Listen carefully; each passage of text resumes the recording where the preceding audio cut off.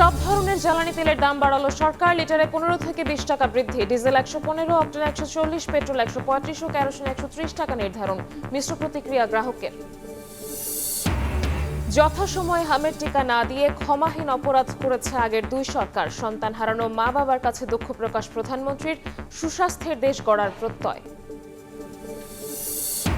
6 বার মেয়াদ বেড়ে খরচ 4000 কোটি টাকা। সংকীর্ণ লেনে বাড়ছে দুর্ঘটনা। ভোগান্তির আরেক নাম ঢাকা গাজীপুর বিআরটি প্রকল্প পরিকল্পনার গোড়ায় গলদ বলছেন বিশেষজ্ঞ। টাকা চুরির সন্দেহে লাঠিপেটা, বৈদ্যুতিক শক। পিরোজপুরে কেয়ারটেকারকে বর্বর নির্যাতনের অভিযোগ পুলিশ কর্মকর্তার বিরুদ্ধে। ঘটনা তদন্তে কমিটি গঠন। এবং মার্কিন অবরোধ না ওঠা পর্যন্ত হরমুজ প্রণালী বন্ধ রাখার ঘোষণা আইআরজিসির। ইরান সংশ্লিষ্ট তেলবাহী ট্যাঙ্কার জব্দের ইঙ্গিত যুক্তরাষ্ট্রের। আলোচনা নিয়ে ধোঁয়াশা।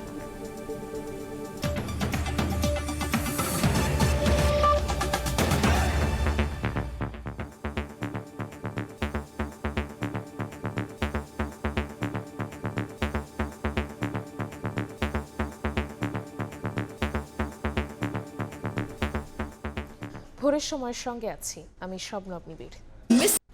ইরান যুদ্ধের প্রেক্ষাপটে বৈশ্বিক সংকটের মধ্যে দেশে সব ধরনের জ্বালানি তেলের দাম বাড়ালো সরকার। লিটারে 15 থেকে 20 টাকা পর্যন্ত দর বাড়ানো হয়েছে।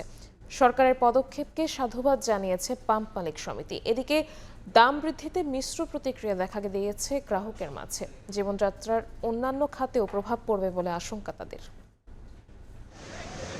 মধ্যপ্রাচ্যের যুদ্ধ পরিস্থিতিতে অস্থির বিশ্বের তেলের বাজার। ধারাবাহিক দাম বৃদ্ধির প্রভাবে দেখা দিয়েছে নানা সংকট। আন্তর্জাতিক বাজারের সঙ্গে সামঞ্জস্য রাখতে অবশেষে দেশে ভোক্তা পর্যায়ে সব ধরনের জ্বালানি তেলের দাম লিটারে 15 থেকে 20 টাকা পর্যন্ত বাড়িয়েছে সরকার। বিদ্যুৎ, জ্বালানি ও খনিজ সম্পদ বিভাগের নতুন দর অনুযায়ী রোববার রাত থেকে পাম্পগুলোতে প্রতি লিটার ডিজেল 115 টাকা, অক্টেন 140, পেট্রোল 135 এবং কেরোসিন 130 টাকায় বিক্রি হচ্ছে। জ্বালানি তেলের দাম বাড়লেও ফিলিং স্টেশনে আগের মতোই গ্রাহকদের দীর্ঘ লাইন। দাম বৃদ্ধির প্রভাব জীবনযাত্রার অন্যান্য খাতেও পড়বে বলে আশঙ্কা তাদের। 12টার আগে একটু স্লো ছিল, এখন ফাস্ট হয়েছে। তেলের জন্য তো সবকিছু দাম বেড়ে যাবে। হয়তো 5 টাকা পর্যন্ত ঠিক ছিল, মানে 20 টাকা একবারে বাড়ানো ঠিক হয়নি। আমাদের সর্বকালের সেরা মজুদ আছে, তাহলে আমাদের যে টাকা বেশি যাচ্ছে এই টাকা তো আসলে এই মজুদদারদের চলে যাচ্ছে। এতে আমাদের সাধারণ জনগণের কি হচ্ছে? আমি মনে করি এটা রিজনেবল, কারণ হচ্ছে যে এটা আরও আগেই বাড়ানো দরকার ছিল। এখন দেখবেন যে তেলটা দাম বাড়ায় দেওয়ার পরে থেকে পাম্পগুলোতে এইরকম লম্বা লাইন থাকবে না। আবার ওই 40 টাকা দামের তেলে যদি সিরিয়াল নিতে হয় ভাই, তাহলে আরো খুব কষ্ট পাবো ভাই। এদিকে সরকারের পদক্ষেপকে সাধুবাদ জানিয়েছে পাম্প মালিক সমিতি। এর ফলে মজুতের প্রবণতা কমবে এবং বিক্রিতে স্বচ্ছতা আসবে বলেও মনে করেন তারা। ইরান, যুক্তরাষ্ট্র, ইসরায়েলের যুদ্ধ শুরুর পর এর আগে কয়েক দফায় জেট ফুয়েলের দাম বাড়ানো হয়। দাম বৃদ্ধি পায় ফার্নেস অয়েলেরও। আব্দুল্লাহ শাফি, সময় সংবাদ, ঢাকা। তীব্র হচ্ছে জ্বালানি সংকট। গরম আর ভোগান্তিতে লাইনে দাঁড়ানো নিয়ে হাতাহাতিতে জড়াচ্ছেন গ্রাহকরা। দীর্ঘ অপেক্ষা করেও অনেকে পাচ্ছে না তেল। এমন পরিস্থিতিতেও বন্ধ অনেক পাম্প। তবে ডিপো থেকে দেয়া পুরো জ্বালানি সরবরাহের কথা বলছে পাম্প কর্তৃপক্ষ। এমন দৃশ্য এখন রাজধানীর কিছু তেল পাম্পে। জোর করে লাইনে এসে তেল নেয়ার অভিযোগে হাতাহাতিতে জড়াচ্ছেন গ্রাহকরা। সিরিয়াল নিয়ে মনে করেন সিরিয়াল বিক্রি করে 200 টাকা থেকে 500 টাকা সিরিয়াল বিক্রি হয়। বাড়িঘর চলে যায়, কিছু করার নাই তো, তেল লাগবে সবার। কই খাওয়া কই দাওয়া, রাত 2:30 বাজে আসছি, এই মাত্র পাম্পের গোড়ায় আসলাম। তারপরে কত সিন্ডিকেট। খালি শুধু একমাত্র পানি ছাড়া, পানিও কম খাইছি যাতে আমার টয়লেটে যেতে না হয়। গাড়ি থেকে কোথায় যাবো? বাচ্চা যখন ঘুমায় থাকে মা বলে যে আজ চাঁদ দেখাই যা, চাঁদ দেখে যা। বিষয়টা এখন আমাদের কাছে তেলটা হয়ে গেছে এরকম। কাঠফাটা রোদ আর তীব্র গরমে ঘন্টার পর ঘন্টা অপেক্ষা তেলের জন্য। চালকরা বলছেন 12 থেকে 13 ঘন্টা অপেক্ষা করেও পাচ্ছেন না জ্বালানি। দীর্ঘ সময় লাইনে থেকে অসুস্থ হচ্ছেন অনেকেই। এই প্যান্ট খারাপ হয়ে গেছে, টাইমে লুঙ্গি পড়ছি। 10টা, 10:30, 11টার সময় দাঁড়াইছি আমরা, স্টিল আমরা যেতে পারি নাই। এখন কয়টা বাজে? এখন 13 ঘন্টা হয়ে গেছে। তো সরকার যদি বলে তেল আছে, তেলটা অ্যাকচুয়ালি কোথায় আছে? পাম্প কর্তৃপক্ষ বলছে ডিপো থেকে সরবরাহ করা তেলের পুরোটাই দেয়া হচ্ছে। তেল হয়তো আমার আগের চেয়ে একটু বেশি পাচ্ছি, তারপরেও আমার এখান থেকে বের হতে পারতেছি না, যে এত পরিমাণ গাড়ি বাড়ছে। এদিকে চালকদের অভিযোগ, কোনো কারণ ছাড়াই লাইনে দাঁড়ানো যানবাহনে দেয়া হচ্ছে মামলা। পাম্প তো কোনো পার্কিং সিস্টেম নাই। পার্কিং সিস্টেম পাম্পগুলো করলে সেক্ষেত্রে আমরা পার্কিং রাখতে পারতাম। অবশ্যই রাস্তা রাখতে হয়। সেক্ষেত্রে রাস্তা রাখলে ফালতে না ইচ্ছা নপরকে মামলা দিয়ে দেয়, ডাম্পিং করে। সেক্ষেত্রে এই ড্রাইভারটা কেন আমার না রাষ্ট্রের। রাজধানীর বাইরের বিভিন্ন জেলায় দেখা গেছে একই অবস্থা। নির্ধারিত সময় বেঁধে দেওয়ার পরও ঘন্টার পর ঘন্টা অপেক্ষা করেও মিলছে না জ্বালানি। কোনো কোনো ফিলিং স্টেশনে তেল দেওয়া হচ্ছে কয়েকদিন পরপর। সাইফুল ইসলাম, সময় সংবাদ, ঢাকা। শিশুদের যথাসময়ে হামের টিকা না দিয়ে ক্ষমাহীন অপরাধ করেছে বিগত 2 সরকার। প্রাদুর্ভাব ঠেকাতে সরকার জরুরি ব্যবস্থা নেয় পরিস্থিতি কিছুটা নিয়ন্ত্রণ করা সম্ভব হয়েছে বলে জানিয়েছেন প্রধানমন্ত্রী তারেক রহমান। হামের সন্তান হারানো মা বাবার কাছে দুঃখ প্রকাশ করেন তিনি। গ্রাম শহরের বৈষম্য কমিয়ে সুস্বাস্থ্যের দেশ গড়তে স্বাস্থ্যকর্মীদের সহযোগিতা চান প্রধানমন্ত্রী। ইমরুল আহসানের রিপোর্ট। দায়িত্ব নেয়ার পরপরই নতুন সংকটে পড়ে বিএনপি সরকার। সারা দেশে ছড়িয়ে পড়ে হামের প্রাদুর্ভাব। চিকিৎসকেরা জানান যথাসময়ে টিকা না দেয় এমন প্রকোপ। বিসমিল্লাহির রহমানির রহিম। শনিবার রাজধানীর উসমানী স্মৃতি মিলনায়তনে উপজেলা স্বাস্থ্য ও পরিবার পরিকল্পনা কর্মকর্তাদের সম্মেলনে যোগ দিয়ে প্রধানমন্ত্রী বলেন, হামের এমন পরিস্থিতির জন্য দায়ী আগের 2 সরকার। তার সরকার তড়িৎ ব্যবস্থা নেয়, হামের প্রকোপ অনেকটা নিয়ন্ত্রণে এসেছে। সারা দেশে শিশুদেরকে হামের টিকা না দেওয়ার ফলে বিগত ইমিডিয়েট 2টি সরকারের জীবন বিনাশী ব্যর্থতা মনে হয় ক্ষমাহীন অপরাধ। যারা তাদের প্রিয় সন্তানদেরকে হারিয়েছেন সেই সকল পিতা মাতা এবং স্বজনদের কাছে আমি ব্যক্তিগতভাবে আন্তরিকভাবে দুঃখ প্রকাশ করছি। ভবিষ্যতে আর কখনোই যাতে এই ধরনের ঘটনার পুনরাবৃত্তি না হয়, বর্তমান সরকার সারা দেশে জরুরি ভিত্তিতে হামের টিকা দিয়ে তড়িৎ ব্যবস্থা নেওয়ায় আল্লাহর রহমতে পরিস্থিতি অবনতি কিছুটা রোধ করা সম্ভব হয়েছে। সুস্বাস্থ্যের বাংলাদেশ গড়ার নির্বাচনী অঙ্গীকারের কথা তুলে ধরে প্রধানমন্ত্রী বলেন, তার সরকার রোগ প্রতিরোধে গুরুত্ব দিতে চায়, কমিয়ে আনতে চায় গ্রাম শহরের সেবার বৈষম্য। দুঃখজনক হলেও সত্য, বর্তমানে বিশেষজ্ঞ চিকিৎসক, বিশেষায়িত হাসপাতাল অথবা উন্নত ল্যাব প্রায় সবকিছুই শহর কেন্দ্রিক, কিংবা আরও সুনির্দিষ্টভাবে যদি আমরা বলতে চাই তাহলে অবশ্যই রাজধানী ঢাকা কেন্দ্রিক। শহর এবং গ্রাম অঞ্চলে স্বাস্থ্যসেবা প্রাপ্তির ক্ষেত্রে বৈষম্য দূর করা বর্তমান সরকারের অন্যতম একটি প্রায়োরিটি। বৈষম্য দূর করে স্বাস্থ্য সেবার বিকেন্দ্রীকরণের লক্ষ্যে আমরা ইতিমধ্যেই পদক্ষেপ গ্রহণ এবং বাস্তবায়নের কাজও ধীরে ধীরে শুরু করেছি। সবার স্বাস্থ্যসেবা নিশ্চিতে প্রতিটি ইউনিয়নে প্রাথমিক চিকিৎসা ইউনিট স্থাপনের পরিকল্পনা তুলে ধরেন সরকার প্রধান। এজন্য সহযোগিতা চান মাঠ পর্যায়ের কর্মকর্তাদের। আমরা সবাই মিলে একটি স্বাস্থ্য ব্যবস্থা গড়তে চাই যা হবে সবার জন্য সহজলভ্য, কার্যকর এবং মানবিক। চিকিৎসকগণই কিন্তু সত্যিকার অর্থে মানুষের বিপদের বন্ধু। এটি আমার নিজের ঘর দিয়ে আমি বুঝতে পারি। অনুষ্ঠানে শ্রেষ্ঠ 6 উপজেলা স্বাস্থ্য কর্মকর্তার হাতে পুরস্কার তুলে দেন প্রধানমন্ত্রী। ইমরুল আহসান, সময় সংবাদ, ঢাকা। হাম ও উপসর্গ নিয়ে আরও 4 জনের মৃত্যু হয়েছে। রাজধানীর হাসপাতালগুলোতে বিভিন্ন জেলা থেকে প্রতিদিনই আসছে রোগী। জীবন রক্ষায় ঘরে ঘরে টিকা নিশ্চিতের তাগিদ চিকিৎসকদের। এদিকে জরুরি স্বাস্থ্যগত অবস্থা ঘোষণার দাবি জানিয়েছে চিকিৎসকদের সংগঠন ডিপিপিএইচ। হাম ও উপসর্গ নিয়ে হাসপাতালে রোগীর চাপ। রাজধানীর হাসপাতালগুলোতে বিভিন্ন জেলা থেকে প্রতিদিন আসছে রোগী। তবে কিছুটা স্বস্তির খবর, রাজধানীর ডিএনসিসি ডেডিকেটেড হাসপাতালে 24 ঘন্টায় ভর্তি রোগীর চেয়ে বেড়েছে সুস্থের হার। 24 ঘন্টায় এই হাসপাতালে ভর্তি হয়েছে 109 রোগী, আর সুস্থ হয়ে বাড়ি ফিরেছে 132 জন। বড় বড় বাচ্চাদের হয় 1 বছরের উপরে। আমার বাবুর 6 মাস দেখে এত ছোট বাচ্চার এই হামুরসে দেখে আমরা অনেক টেনশনে ছিলাম। আমার মেয়ের তো চোখ বড় বড় হয়ে গেছিল হইলা, আবার মুখের ভিতরে এমন অবস্থা মনে হয়েছে যে রক্ত বের হইতেছে। চিকিৎসকরা বলছেন শুধু হামে মৃত্যুর রেকর্ড কম, যে শিশুরা মারা যাচ্ছে তাদের ছিল অন্য জটিলতা। এছাড়া দেশব্যাপী হামের প্রাদুর্ভাব কমাতে ডোর টু ডোর টিকা কার্যক্রম সফল করার তাগিদ দিচ্ছেন তারা। মেজলস খুব স্বাভাবিক একটা রোগ, মেজলস হলে ভয় পাওয়ার কিছু নাই। হামের জন্য যে ডেথ রেটটা বাড়ছে সেটা 2-3টা কমপ্লিকেশনের মধ্যে বাড়ছে। খুব খারাপ ধরনের সিভিয়ার ব্রঙ্কোনিউমোনিয়া হয়ে বাচ্চাটা মারা যাচ্ছে। 15 মার্চ থেকে এখন পর্যন্ত হাম ও উপসর্গে মৃত্যু হয়েছে 213 শিশুর, আক্রান্ত 22,409। শনিবার ডিআরইউতে সংবাদ সম্মেলনে হামের প্রকোপকে জরুরি স্বাস্থ্যগত অবস্থা ঘোষণার দাবি জানায় doctors platform for people's health DPPH. সরকারকে ঘোষণা করতে হবে এই স্বাস্থ্যগত জরুরি, এটা সারা দেশেও হতে পারে, একটা জেলায় হতে পারে বা একটা প্রতিষ্ঠানে হতে পারে। টিকা নিয়ে গুজব প্রতিরোধ এবং শক্তিশালী রোগ নজরদারি ব্যবস্থা গড়ে তোলার তাগিদও দেন বিশেষজ্ঞরা। ওয়ালিউল সাকিব, সময় সংবাদ, ঢাকা। সরকারের 2 মাস পূর্তিতে প্রধানমন্ত্রী 60টি পদক্ষেপ তুলে ধরলেন উপদেষ্টা মাহাদি আমিন। প্রেস সচিব সালেহ শিবলি বলেন, জনগণের আস্থা ও বিশ্বাস অর্জনে প্রধানমন্ত্রীর সবচেয়ে বড় প্রাপ্তি। তারা জানান, নতুন শ্রমবাজার তৈরির পাশাপাশি বিদেশি বিনিয়োগ টানতে গুরুত্ব দিচ্ছে সরকার।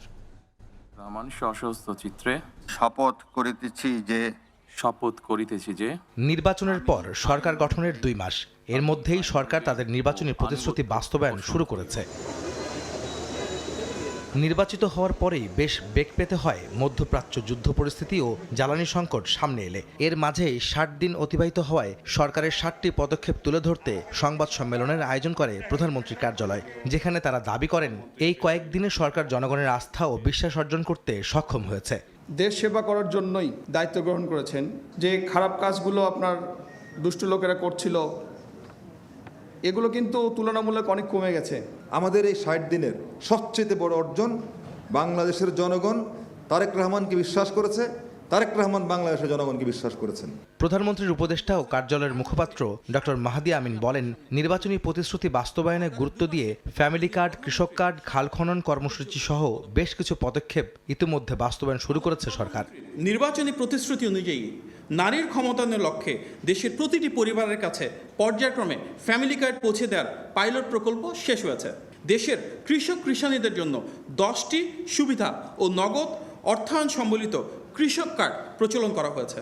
প্রায় 12 লক্ষ ক্ষুদ্র ও প্রান্তিক কৃষকের 10,000 টাকা পর্যন্ত ঋণ সুদসহ মওকুফ করা হয়েছে। সারা দেশে 20,000 কিলোমিটার নদী, খাল ও জলাশয় খনন ও পুনঃখননের উদ্যোগ নেওয়া হয়েছে। প্রধানমন্ত্রীর উপদেষ্টা জানান, মালয়েশিয়া ও ইউরোপ সহ বিভিন্ন দেশে নতুন শ্রমবাজার তৈরি এবং দেশে বিনিয়োগ বাড়ানোয় গুরুত্ব দিচ্ছে সরকার।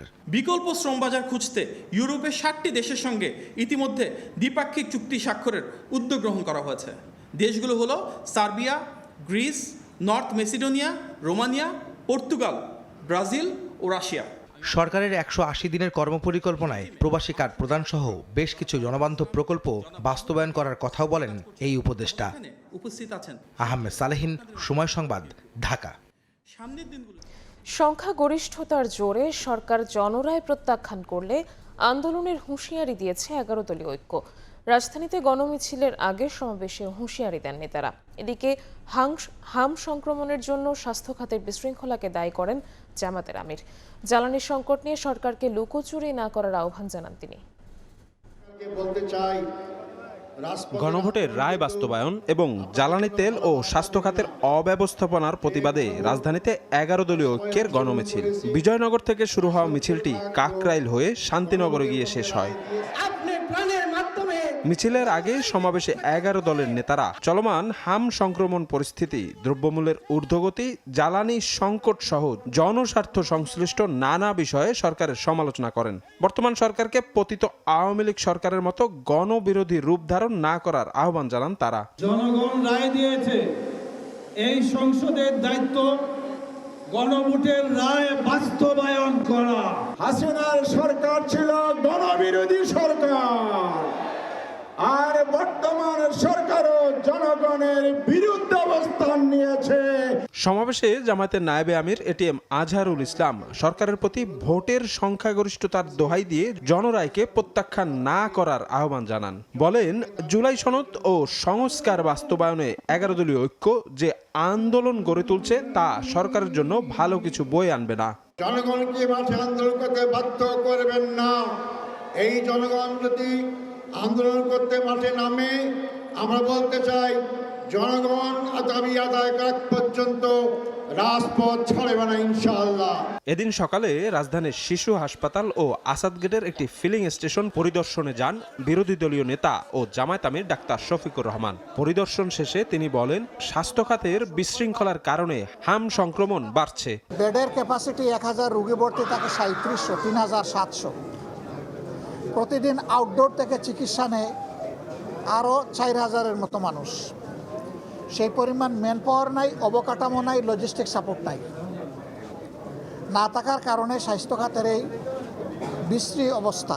সংসদে জ্বালানি সংকট নিয়ে কথা বলবেন বলেও জানান জামায়াত আমির। সরকার যে বলে যে আপনারা বারবার তেল দিয়ে। শফিক মুন্সি, সময় সংবাদ, ঢাকা। ভোরের সময় আরও থাকছে। মার্কিন বাজারে তৈরি পোশাক খাতের বড় ধাক্কা, 2 মাসে রফতানি কমল 8.5%। নতুন উদ্বেগ মধ্যপ্রাচ্য যুদ্ধ পরিস্থিতি, ব্যবসায়ীদের পাশে দাঁড়ানোর পরামর্শ। পবিত্র হজ পালনে সৌদির পথে যাত্রা। প্রথম দিনে 14টি ফ্লাইটে যাচ্ছেন প্রায় 6,000 হজযাত্রী। ব্যবস্থাপনা নিয়ে সন্তোষ জানিয়েছেন হজযাত্রীরা। আর প্রায় সব যাত্রীর ভিসা হয়েছে জানিয়ে হজ অফিস বলছে, ফ্লাইট নিয়েও নেই কোনো শঙ্কা। এ কান্না প্রশান্তির আবেগ আর মহান রবের নিকট নিজেকে সমর্পণের আকুতি। কুড়িগ্রামের ভুরুঙ্গামারী উপজেলার 65 বছরের কৃষক নওশাদ আলী সারা জীবনের সঞ্চয় খরচ করে যাচ্ছেন হজে। জীবনের শেষ ইচ্ছা পূরণের দ্বারপ্রান্তে আশকোনা হজ ক্যাম্পে তাকে বিদায় জানাতে আসেন প্রিয় স্বজন। আমরা দুজনেই হজ যাচ্ছি, ছেলের কাছে বিদায় নিচ্ছি। এবার সারা জীবনের এটা সাধনা পূরণ হওয়ার জন্য হজে যাচ্ছি। শনিবার 14টি ফ্লাইটে প্রায় 6,000 যাত্রী যাচ্ছেন পবিত্র নগরী মক্কায়। মন আর এখানে নাই, আল্লাহ কখন পৌঁছাবে এই আশা করে আছে, আল্লাহ কখন নিবে আমি বুঝাইতে পারতেছি না। মানে আমি একটা স্বপ্নের জায়গায় যাচ্ছি। জীবনের শেষ একটা ইচ্ছা যে যাতে আমি আমার হজটাকে আল্লাহ তাআলা কবুল করে। এবার 78,500 জন হজ পালনে যাবেন। 78,300 জনেরও বেশি যাত্রীর ভিসা সম্পন্ন হয়েছে। কোনো ঝামেলা ছাড়াই সব কাজ সম্পন্ন হওয়ায় সন্তোষ প্রকাশ করেন যাত্রীরা। পাসপোর্ট থেকে ভিসা পর্যন্ত কোনো হয়রানি হইতে হয় না, খুব সুন্দরভাবে সম্পন্ন হয়েছে। এখানকার কোনো প্রসেসে বা কোনো সিস্টেমে আমাদের কোনো ভোগান্তি হয়নি, কোনো সমস্যা হয়নি। এবার সব মিলিয়ে 205টি হজ ফ্লাইট পরিচালিত হবে বলে জানিয়েছেন হজ পরিচালক। বিমানের শিডিউল বিপর্যয় কিংবা ভিসা জটিলতার কোনো শঙ্কা নেই বলে জানান তিনি। ভিসা সংক্রান্ত বিষয় বা ফ্লাইট সংক্রান্ত জটিলতার বিষয়ে আসলে এবছর কোনো রকম বিপর্যয়ের কোনো আশঙ্কা নেই। 17 এপ্রিল থেকে শুরু হয়ে হজ যাত্রা চলবে 21 মে পর্যন্ত। নাজমুস সালেহী, সময় সংবাদ, ঢাকা। যানজটহীন ঢাকা গাজীপুর রুটের স্বপ্ন দেখানো বিআরটি প্রকল্প এখন ভোগান্তির আরেক নাম। 13 বছরে 6 বার মেয়াদ বাড়ানো প্রকল্পের ব্যয় দ্বিগুণ হয়ে পার করেছে 4,000 কোটি টাকা। খরচ বাড়লেও সংকীর্ণ এই লেনে যান চলাচলে বাড়ছে দুর্ঘটনা। প্রকল্প পরিকল্পনায় গোড়ায় গলদ ছিল বলে মনে করেন যোগাযোগ বিশেষজ্ঞ ডক্টর এম শামসুল হক। ওমর ফারুকের তোলা ছবিতে তানভীর হাসান মেঘের প্রতিবেদন।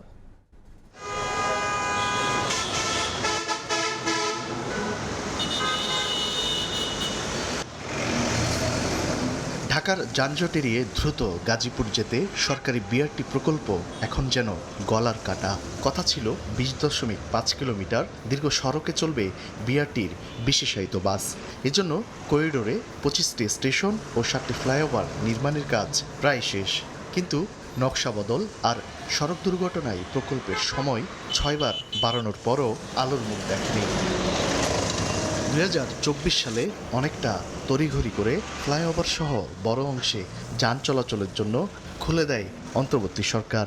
তবে প্রকল্প এলাকা জুড়ে ভোগান্তির ছাপ। যত্রতত্র ময়লা আবর্জনা, বসানো হয়নি লিফট, সিঁড়ির পথ আটকে বসতি করেছে ভবঘুরেরা। সংকীর্ণ লেনে এলোমেলো গাড়ি চলাচলে বাড়ছে ঝুঁকি।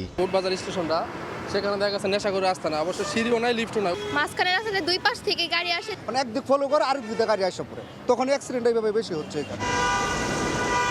সরকার আসে সরকার যায়, কিন্তু গাজীপুর থেকে হজরত শাহজালাল আন্তর্জাতিক বিমানবন্দর পর্যন্ত এই বিআরটি প্রকল্পের কোনো পরিবর্তন চোখে পড়ে না। এক যুগ পেরিয়েও চালু হয়নি বিশেষ কোনো বাস লেন। সময় বেড়েছে, বদলেছে পরিকল্পনা, আবার খরচের মাত্রাও বেড়েছে কয়েক গুণ। অথচ স্বস্তির কোনো দেখাই মেলেনি এখানকার সাধারণ মানুষের।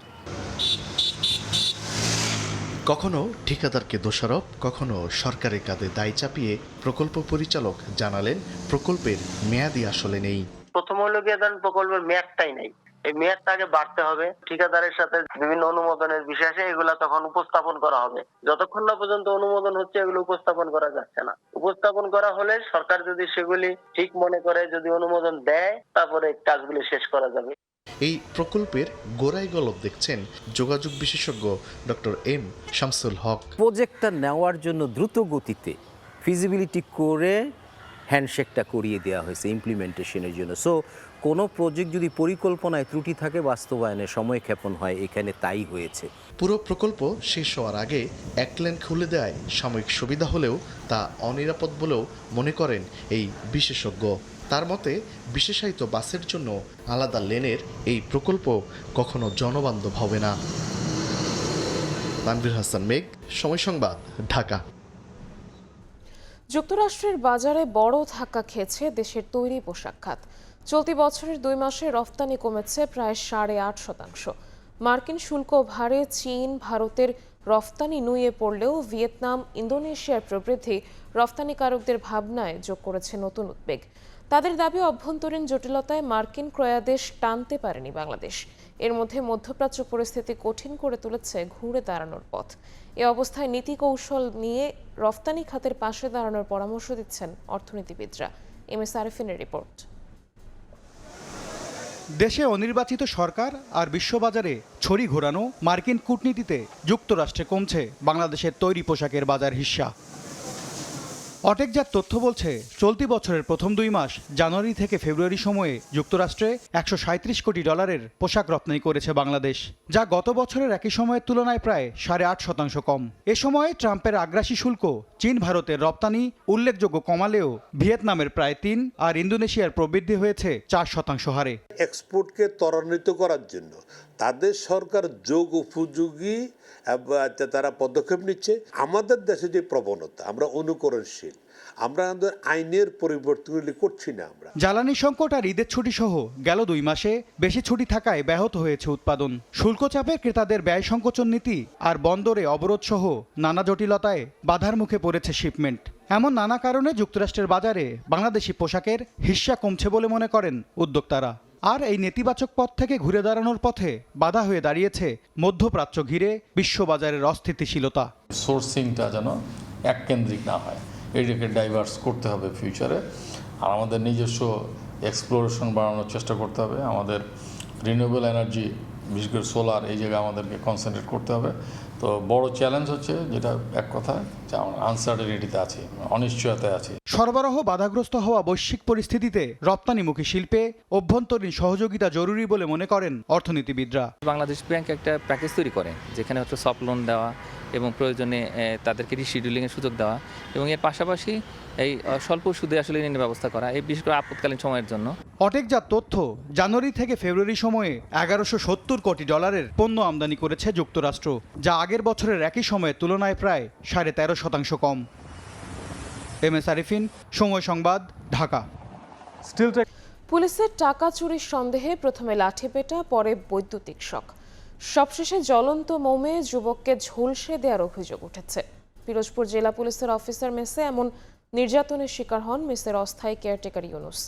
ঘটনা তদন্তে কমিটি গঠন এবং ডিবির ওসি সহ 2 জনকে পুলিশ লাইন্সে সংযুক্ত করা হয়েছে। জিয়াউল হকের সঙ্গে নিয়ে সুমন হাসানের ক্যামেরায় বিস্তারিত অপূর্ব উপর রিপোর্টে।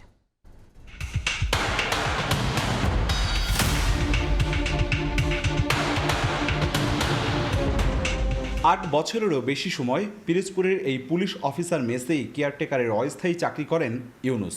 মেস থেকে 1,80,000 টাকা চুরি হয়েছে এমন অভিযোগ তোলেন ডিবির ওসি আরিফুল ইসলাম। সন্দেহ থেকে ইউনুসকে মারধর ও বৈদ্যুতিক শক দেয়া হয়, পরে কিচেনে নিয়ে জ্বলন্ত মোমে পুরুষাঙ্গ ঝলসে দেয়া হয় বলে অভিযোগ ভুক্তভোগীর। পরে তাকে পিরোজপুর সদর হাসপাতালে ভর্তি করা হয়। আমার ইলেকট্রিক শর্ট দিছে, লাঠিচার্জ করছে, লাথি ঘুষি মারছে এবং মোম গলায় আমার পুরুষাঙ্গে ফেলাইছে। খুনায় নিয়ে বলাইছে যে ওই পুরুষাঙ্গের নিজের স্ত্রীর সাথে রাগারাগি করিয়ে নিজে নিজে গলায় ফেলাইছে। ঘটনার 1 সপ্তাহ পার হলেও এখনো হয়নি মামলা। আইনি পথে হাঁটতে ভয়ের কথা জানিয়ে বিচার চান ভুক্তভোগী ও স্বজনরা। ওসি আরিফের টাকা কিছুদিন আগে একটা চলে গেছে, চলে যাওয়ার পরে আমার ভাইরে নির্যাতনভাবে ধরিয়া, সন্দেহকারী ধরিয়া আমার ভাইরে তার নির্যাতন করছে। ও আমার ছোট ভাই, ওর হচ্ছে দেখছি আমি অনেক রিকোয়েস্ট করেছি, এরপরও ওটা মারছো না। আমি 1 লক্ষ টাকা একখানটা সুদে আনকি দিছি ইউনুস ফকিরে, আর বাড়িতে 80,000 টাকা সবার কাছে ধার কর্জ করিয়া সবার কাছ থেকে টাকা নিয়ে আমরা চলকে গেছি। ওই জায়গায় স্যারের কাছে দিয়েছি, দেওয়ার পর ওই যে স্যার আমরা এখন ইউনুস ফকিরে আমরা লই যাই, বলছে না ইউনুস ফকির এখন নিয়ে যাওয়া যাবে না। সরকার কাছে যে ন্যায় বিচার চাই, যে আমার অন্যায়ভাবে সে আমার সাথে যে টর্চারগুলো করছে, আমার জীবনের লাইফটা নষ্ট করে দিয়েছে। এখন আমি এটা সুবিচার চাই। চিকিৎসক জানালেন বারবার মোম দিয়ে ঝুলসে দেয়া হয় ইউনুসের গোপনাঙ্গ। মোমবাতি জ্বালিয়ে তাকে বারবার যৌনাঙ্গে টর্চার করা হয়েছে এবং সেই মোমবাতির আগুনে তার যৌনাঙ্গটার উপরে চামড়াটা পুড়ে গেছে। চোর সন্দেহে ইউনুসকে নির্যাতন করা হলেও টাকা চুরির দায় স্বীকার করেছেন মেসের ঝাড়ুদার শাকিল। ঝাড়ু দেওয়ার সময় আমি রুমের ভিতর ব্যাগের ভিতর টাকা দেখতে পাই, তা আমি ভুলবশত সেই টাকাটা আমি ওখান থেকে নিয়েছি, নেওয়ার পর আমি বাসায় গেছি। বর্বর নির্যাতনের ঘটনায় বিব্রত পিরোজপুরের অতিরিক্ত পুলিশ সুপার জানালেন, ঘটনার তদন্তে এক সদস্যের কমিটি করা হয়েছে। বর্বর আচরণ আমরা আমাদের পুলিশ সদস্য হিসেবে তার কাছ থেকে কোনোভাবেই আশা করি না, এটা কোনোভাবেই কাম্য না।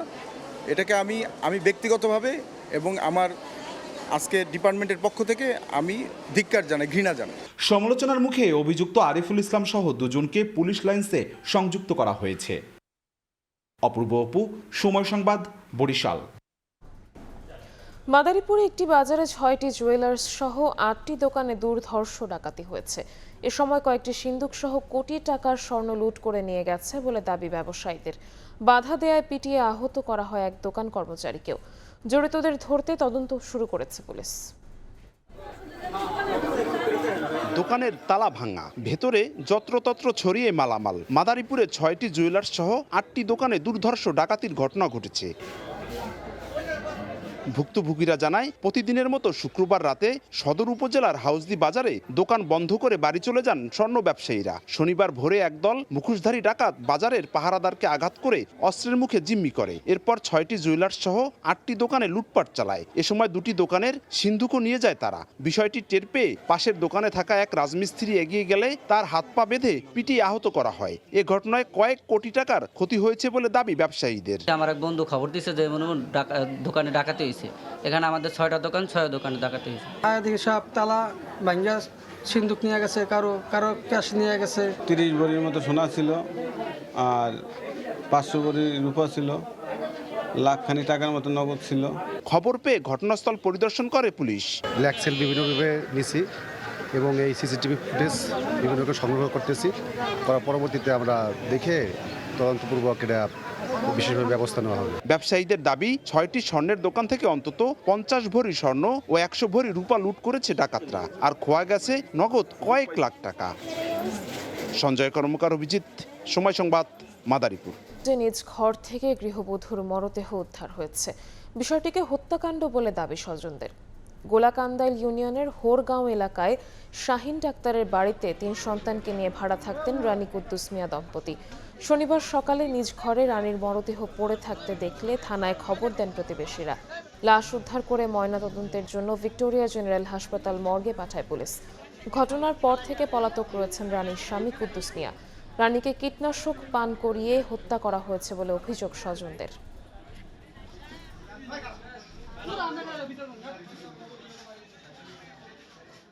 জোর করে যে খাওয়াইছে, মুখে সাপ আছে, শরীরে মার ধৈর্য করছে, ওইগুলোর আরো সাপ আছে। আমার সবসময় মাইরা সকাল থেকে পলাই গেছে। ওনার এক ভাই আছে প্রভাবশালী, ওনার কারণে এলাকার মানুষের কাছ থেকে কেউ কোনো কথা জিগাইলে কইতে চায় না, কয় যে কেরির বাড়ি গেছে, আসলে উনি কেরির বাড়ি খায়নি। আমরা এটা সুস্থ বিচার চাই। লাশ দেখার পরে সুরকাল প্রস্তুত করার পরে অফিসার ইনচার্জকে অবগত করে এটা এই মেডিকেল রিপোর্ট প্রদান করবেন। ব্রাহ্মণবাড়িয়ায় স্কুল শিক্ষার্থী নিহতের 3 দিন পর অভিযুক্তকে গ্রেফতার করা হয়েছে। শনিবার বিকেলে সদর উপজেলার মোহনপুর গ্রামের অটোরিকশা চালক অভিযুক্ত মোহাম্মদ ইসা মিয়াকে গ্রেফতার করা হয়। পুলিশ জানায়, 15 এপ্রিল বুধবার দুপুরে নিজ বাড়ি থেকে চিপস কিনতে গিয়ে নিখোঁজ হন ডিএমসি কিন্ডারগার্টেন নার্সারি বিভাগের শিক্ষার্থী নিশাত জাহান।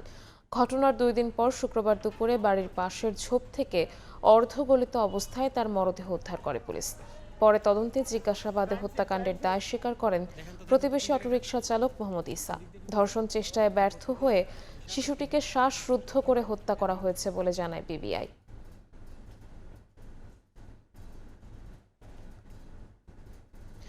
ভবন নেই, শ্রেণীকক্ষ নেই, শিক্ষার্থীও নেই, আছে কেবল শিক্ষক, পাচ্ছেন নিয়মিত বেতন। কলেজের অধ্যক্ষের সনদ জাল। শুধু তাই নয়, কলেজের ঠিকানা ঢাকার মতিঝিল, তবে কার্যক্রম গ্রামের নাসিরাবাদ উচ্চ বিদ্যালয়ে। সময় টেলিভিশনের অনুসন্ধানে উঠে এসেছে ভয়ঙ্কর এই জালিয়াতির তথ্য। শিক্ষাবিদরা বলছেন দৃষ্টান্তমূলক শাস্তির আওতায় আনতে হবে কলেজ কর্তৃপক্ষকে। খোরশেদ আলমের ক্যামেরায় আব্দুল্লাহ শাফির অনুসন্ধানী প্রতিবেদনে বিস্তারিত। কম্পিউটার শিক্ষক হিসাবে জয়েন করছি। কম্পিউটার শিক্ষকের মানে সনদটাই জাল। না, সনদটা তো সেটা না।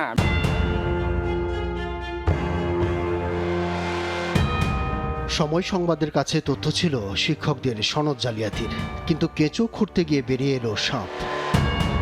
সম্প্রতি পরিদর্শন ও নিরীক্ষা অধিদপ্তর 471 জন শিক্ষকের জাল সনদের তালিকা পাঠায় শিক্ষা মন্ত্রণালয়ে।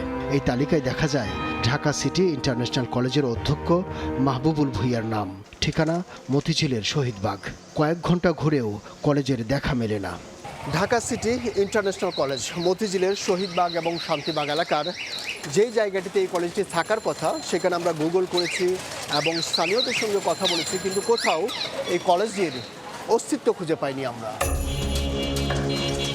স্থানীয় দুজনের তথ্য অনুসরণ করে সময় সংবাদ যায় শান্তিবাগ উচ্চ বিদ্যালয়ে।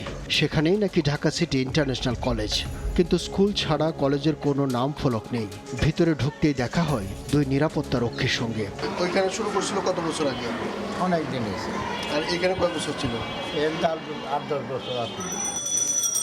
তাহলে কলেজটির নতুন ঠিকানা কোথায়?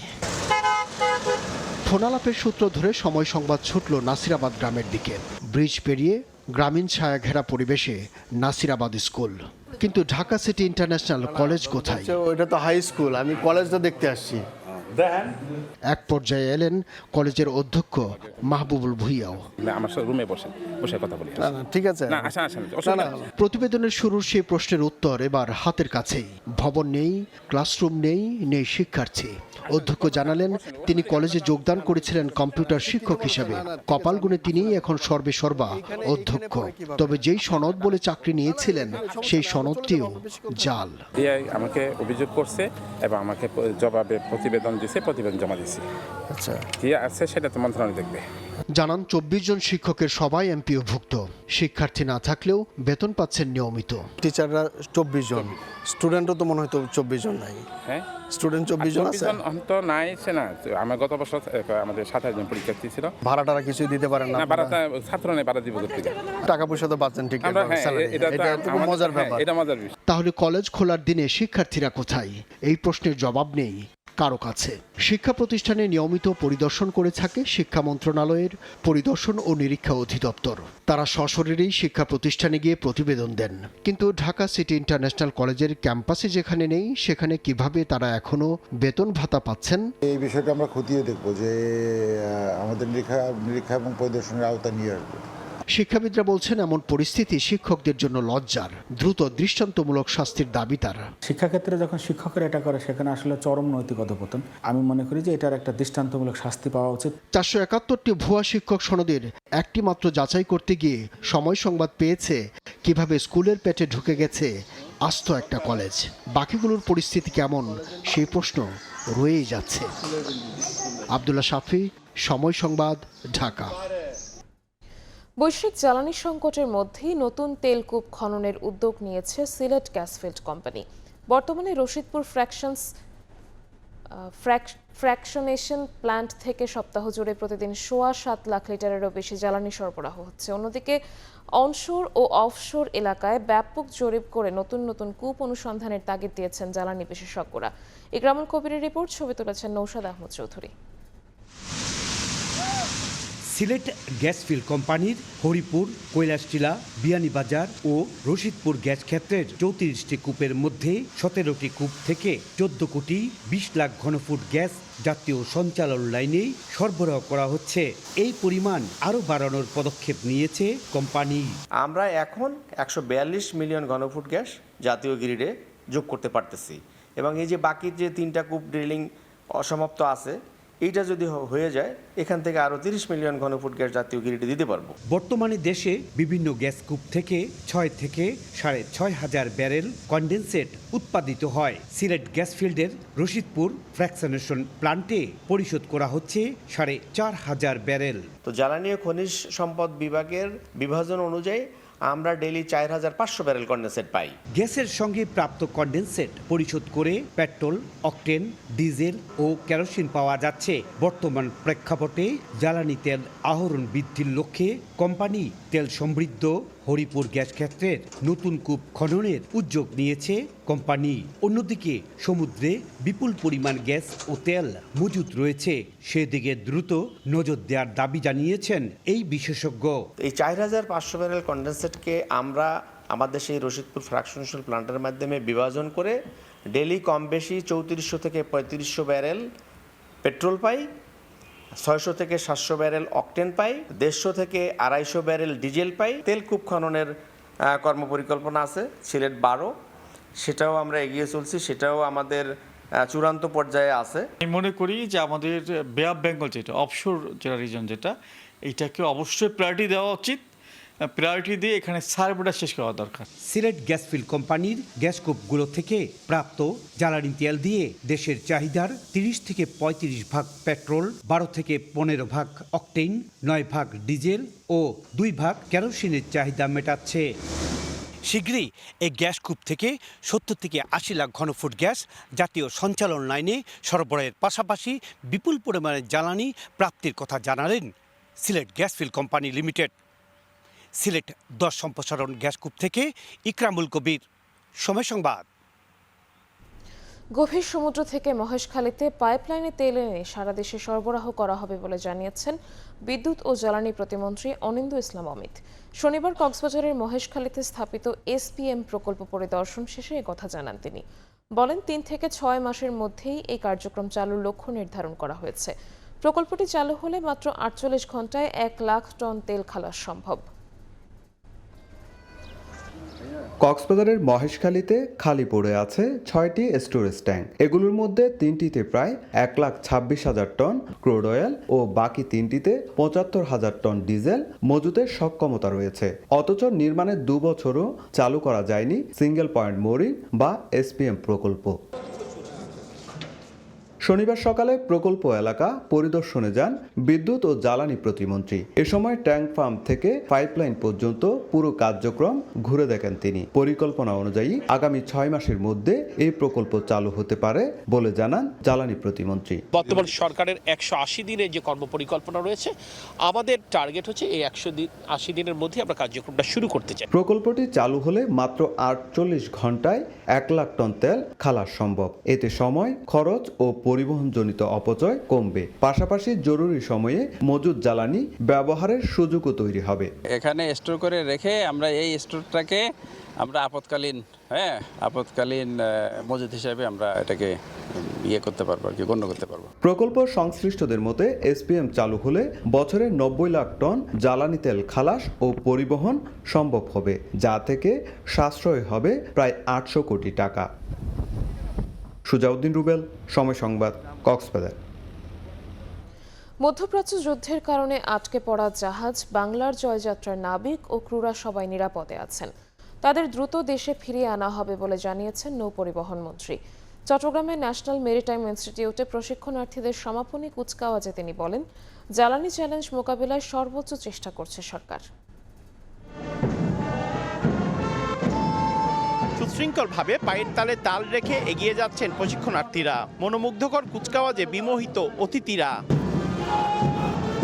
শনিবার সকালে চট্টগ্রামের ন্যাশনাল মেরিটাইম ইনস্টিটিউটের 28তম ব্যাচের প্রশিক্ষার্থী রেটিক্সদের সমাপনী কুচকাওয়াজ পরিদর্শন করেন সড়ক, রেল ও নৌপরিবহন মন্ত্রী শেখ রবিউল আলম। বাংলাদেশি হিসেবে বহির্বিশ্বের নেতৃত্ব দিতে নতুন প্রজন্মকে চ্যালেঞ্জ দিতে প্রস্তুত থাকার আহ্বান জানান তিনি।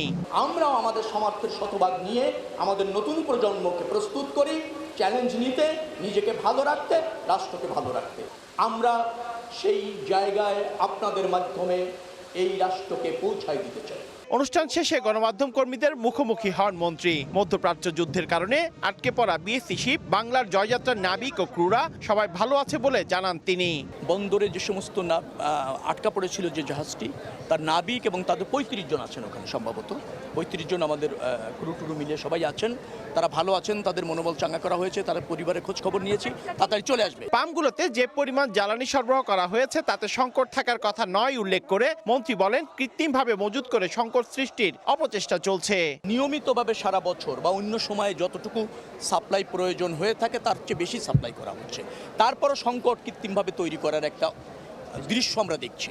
এর পিছনে কি আছে আপনাদেরও দেখা দরকার। এবারের কোর্সে ন্যাশনাল মেরিটাইম ইনস্টিটিউটে 200 প্রশিক্ষণার্থী অংশ নেন। বাংলাদেশ শিপিং কর্পোরেশনের সৌজন্যে গোল্ড মেডেল পান বেস্ট অলরাউন্ড রেটিং রাব্বি ইসলাম কানন। পার্থপ্রতিম বিশ্বাস, সময় সংবাদ, চট্টগ্রাম। সব ঠিক থাকলে চলতি মাসের শেষ দিকে শুরু হতে যাচ্ছে রূপপুরের জ্বালানি লোডিং কার্যক্রম। এর মধ্য দিয়ে শুরু হবে কেন্দ্রটির প্রথম ইউনিটের বিদ্যুৎ উৎপাদন প্রক্রিয়া। তবে নানা পরীক্ষা নিরীক্ষা চালিয়ে দেশের প্রথম পারমাণবিক বিদ্যুৎ কেন্দ্রের বাণিজ্যিক উৎপাদনের জন্য অপেক্ষায় থাকতে হবে আরও বছর খানেক। ফারুক ভূঁইয়া রবিনের রিপোর্ট।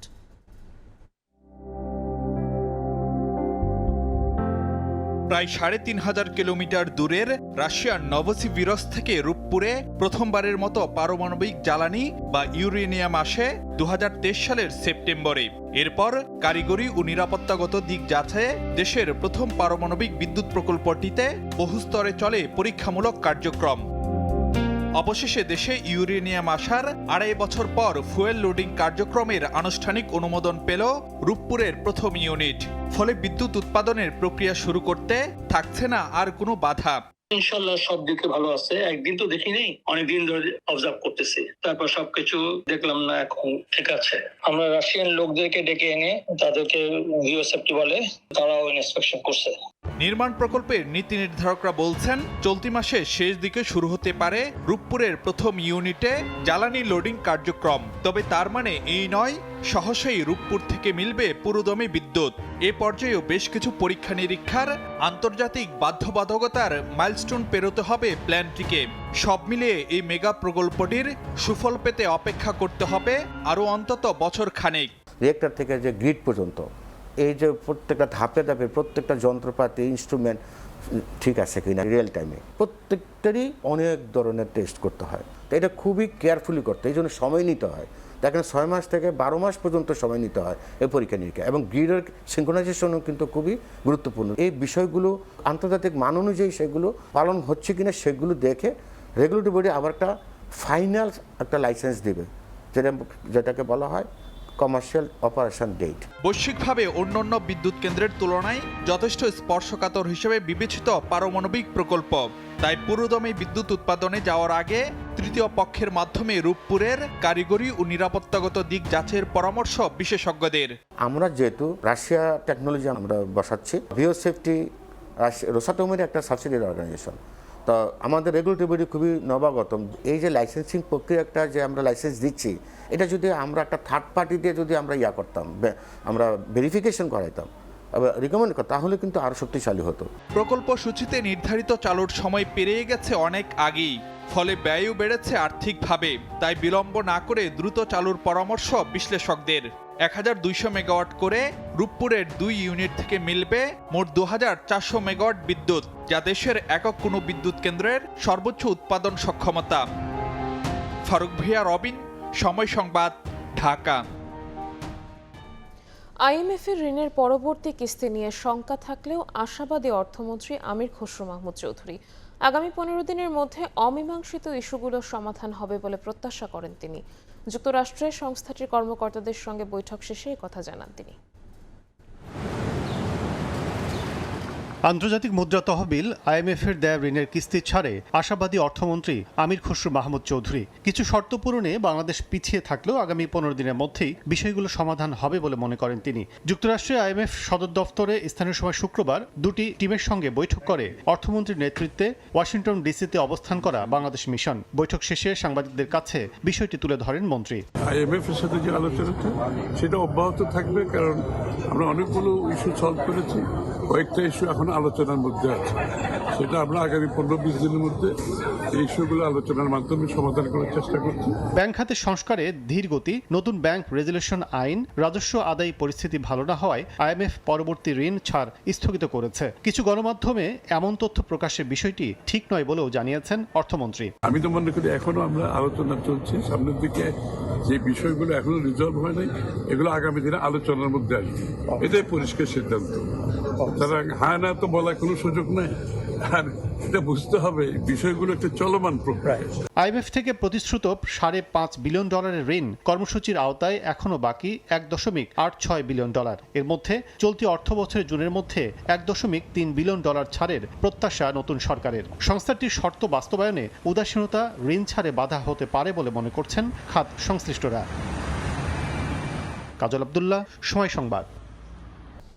দেখছেন ভোরের সময়। দেশের 13তম সিটি কর্পোরেশন হিসেবে প্রতিষ্ঠা পেতে যাচ্ছে বগুড়া পৌরসভা। 20 এপ্রিল প্রায় 150 বছরের পুরনো এই শহরকে সিটি কর্পোরেশন হিসেবে ঘোষণা করবেন প্রধানমন্ত্রী তারেক রহমান।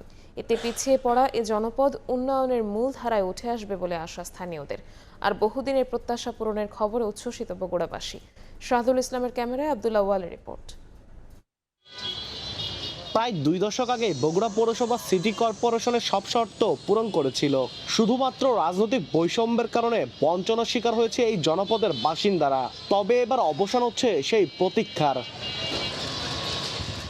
রাষ্ট্রীয় দায়িত্ব নেওয়ার পর 20 এপ্রিল প্রথমবার নিজ জেলা বগুড়ায় আসছেন প্রধানমন্ত্রী তারেক রহমান। এ সফর ঘিরে জেলায় বইছে উৎসবের আমেজ। দলীয় নেতাকর্মীদের উচ্ছ্বাস আর সাধারণ মানুষের প্রত্যাশা তুঙ্গে। বহুদিনের দাবি পূরণে এই সফরে বগুড়া পৌরসভাকে সিটি কর্পোরেশনে উন্নীত করার ঘোষণা আসছে। 2024 সালের 5 আগস্ট রাজনৈতিক পট পরিবর্তনের পর থেকে এ কার্যক্রম শুরু হয়, আর এখন তা চূড়ান্ত পর্যায়ে। আয়তন ও অবকাঠামোগত যোগ্যতা থাকলেও এতদিন পৌরসভার সীমাবদ্ধতায় নাগরিক সেবায় ছিল নানা সংকট।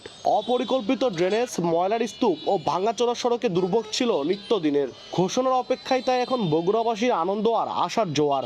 বগুড়াবাসীর দীর্ঘদিনের স্বপ্ন বগুড়া সিটি কর্পোরেশন। গর্বের বিষয় যে এতদিন পর আমাদের বগুড়া সিটি কর্পোরেশন হতে যাচ্ছে। বগুড়াতে আরও আমরা উন্নত অনেক জিনিস পাবো, অনেক শিক্ষা প্রতিষ্ঠান পাবো। এটা আমাদের অনেক দিনের আশা। আমরা এতদিন বঞ্চিত ছিলাম, এখন আমরা পাবো। এই জন্য আমরা খুবই খুশি এবং আনন্দিত। সিটি কর্পোরেশন বাস্তবায়ন হলেই কমবে নাগরিক দুর্ভোগ বলছেন সংশ্লিষ্ট কর্মকর্তারা। সিটি কর্পোরেশন হলে এখানে নাগরিক সেবা অনেক বৃদ্ধি পাবে, উন্নয়নমূলক কর্মকাণ্ড আরও বৃদ্ধি পাবে। সিটি ডেভেলপমেন্ট ফান্ড সহ অনেক এখানে প্রজেক্ট আসবে উন্নয়নের জন্য। রাস্তাঘাট, ড্রেনেজ ব্যবস্থা উন্নত হবে। সার্বিকভাবে এটি মহানগর হয়ে একটি উন্নত শহর হিসেবে পরিণত হবে সিটি কর্পোরেশন ঘোষিত হলে। বগুড়া পৌরসভা সিটি কর্পোরেশনের রূপান্তর হলে তার কাজের পরিধি, কর্মপরিসর অনেক বৃদ্ধি পাবে এবং এখানে নাগরিক যে সুযোগ সুবিধাগুলো আছে সেগুলোও অনেক বৃদ্ধি পাবে।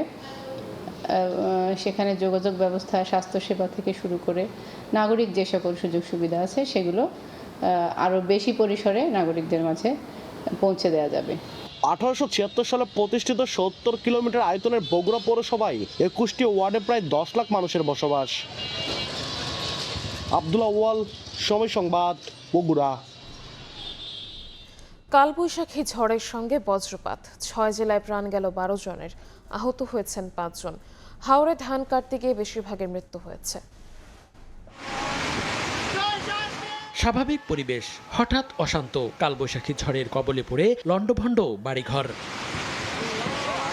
শনিবার বিকেলে সুনামগঞ্জের হাওরে ধান কাটছিলেন কৃষকরা। এ সময় হঠাৎ ঝড়ের সঙ্গে তুমুল বৃষ্টিপাত ও বজ্রপাত হয়। এতে তাহিরপুর, জামালগঞ্জ ও ধর্মপাশার 4 কৃষক গুরুতর আহত হন। তাদের উদ্ধার করে হাসপাতালে নেওয়া হলে মৃত ঘোষণা করেন চিকিৎসক। একই সময় দিরাই উপজেলায় বজ্রপাতে এক শিক্ষার্থী মারা যান।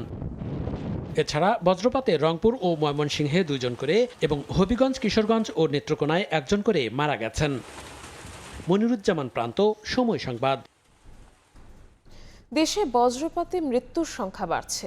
সরকারি হিসাবে গত 11 বছরে বজ্রপাতে প্রায় 2800 জনের প্রাণহানি হয়েছে।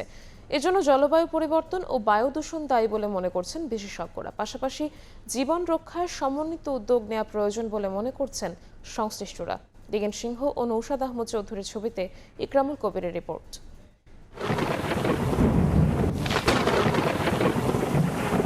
আষাঢ় শ্রাবণী, আকাশের রং বদলানোর সঙ্গে সঙ্গে হাওরে ধান কাটায় ব্যস্ত কৃষকের মনে আতঙ্ক দেখা দেয়। বিস্তীর্ণ হাওর জুড়ে কাজে থাকা কৃষক কিছু বুঝে ওঠার আগেই বজ্রপাত কেড়ে নেয় প্রাণ। দিন দিন এ আতঙ্ক বাড়ছে, সঙ্গে বাড়ছে প্রাণহানি। জলবায়ু পরিবর্তনের ফলে বায়ু দূষণের কারণে বজ্রপাত বাড়ছে বলে মনে করেন বিশেষজ্ঞরা। এনভায়রনমেন্টাল ইম্প্যাক্টটাই মূলত আমাদের দেশের জন্য বেশি হার্মফুল। এটা হচ্ছে জলভূমির পরিমাণ দিন দিন কমে যাওয়া। জলবায়ু পরিবর্তনের সংকটের মাঝে বড় মৌসুম জুড়েই চরম আতঙ্ক নিয়ে ফসল ঘরে তোলার জন্য মাঠে কাজ করছেন কৃষকেরা। যখন আমরা হাওরে থাকি টাটা দে তখন তো আমরা আশ্রয় কোনো জায়গা নাই। আল্লাহর উপরে ভরসা করে বই থাকি। সামনে দেওয়ার কথা আছিল তো সরকার দেয় নাই। যদি টাটা রক্ষা করা কিছু ব্যবস্থা করা যাইতো তো হাওড়া মানুষ তো জানটা বাঁচল অনেক। 2016 সালে সরকার বজ্রপাতকে প্রাকৃতিক দুর্যোগ ঘোষণা করলেও সমাধানে নেই কোনো উদ্যোগ।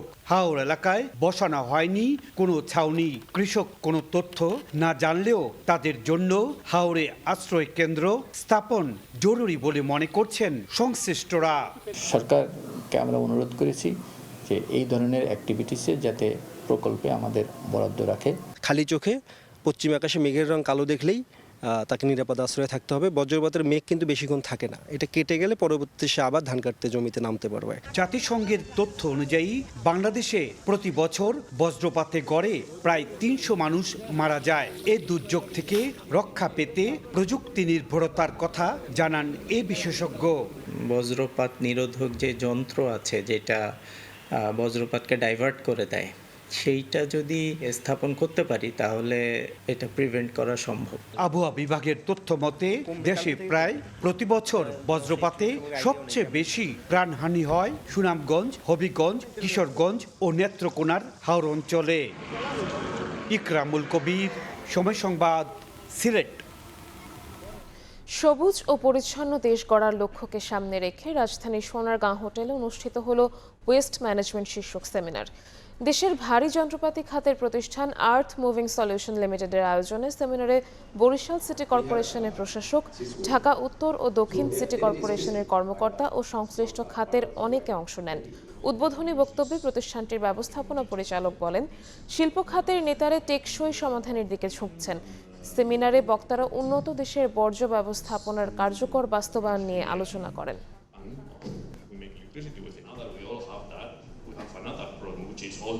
তার ভিতরে ময়লার ভাগাটা এবং এই কারণে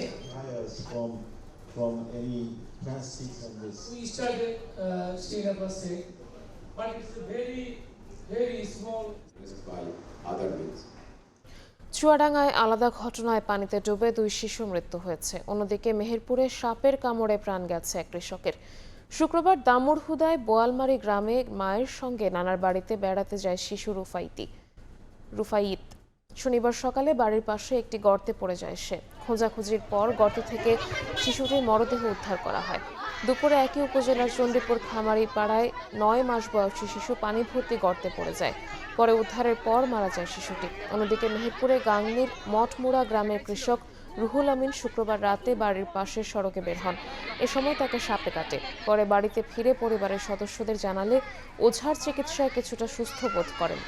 পরে আবার অসুস্থ হলে নেওয়া হয় কুষ্টিয়া মেডিকেল কলেজ হাসপাতালে। সেখানে চিকিৎসাধীন অবস্থায় তার মৃত্যু হয়।